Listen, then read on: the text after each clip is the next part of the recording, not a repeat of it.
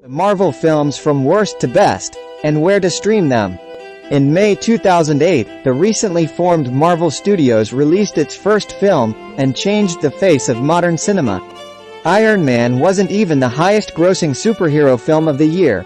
Christopher Nolan's The Dark Knight took that crown. But it was a kernel that has exploded into an all-consuming entertainment juggernaut. 15 years later, the Marvel Cinematic Universe is a sprawling, interconnected web of character-based movies and crossovers that has pulled in billions at the box office. But which Marvel films are the best and worst of the bunch? Is Iron Man 3 better than Iron Man 2? How bad was The Incredible Hulk? How does Guardians of the Galaxy Volume 3 hold up against its predecessors? We've spent hours arguing about the relative merits of Doctor Strange and Black Widow, and at the end of it, we've got some irreparably damaged working relationships and the definitive ranking of every movie in the Marvel Cinematic Universe. Related note, it takes nearly 3 days to watch all 32 Marvel films back to back. Most of them are now available on Disney+, and you can read our guide to the best films on Disney+ to see what else is worth watching when you're done, until The Marvels arrives in theaters in November. To honor your privacy preferences, this content can only be viewed on the site it originates from. The plot of the third film revolves around Tony Stark's PTSD in the wake of the Battle of New York as he takes on the Mandarin, a mysterious figure who turns out to be a debauched actor in a television studio, played with all the respect that plot twist deserves by Oscar winner Ben Kingsley.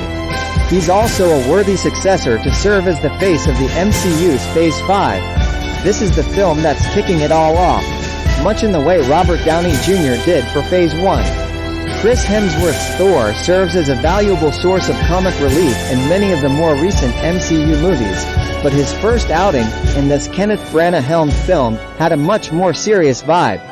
As usual, it's Tom Hiddleston as Loki, Thor's brother, who steals the show, but it's all a little too serious to find itself in the top half of this list.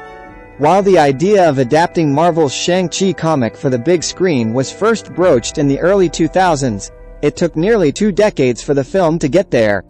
That isn't a knock on the movie, just a fact, as well as a surprising turn of events from James Gunn, who brought some much-needed playfulness to the MCU with the original Guardians of the Galaxy, which helped wipe away the stink of Iron Man 3 and Thor: The Dark World.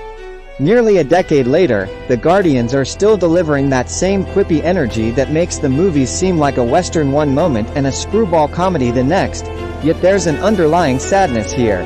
There's a moment in Endgame, the event movie to end all event movies, when you realize that what writers Stephen McFeely and Christopher Marcus have done is go full Harry Potter and the Cursed Child all over the MCU. It's a messy but epic baton pass in the form of an angsty, portal-powered mega battle.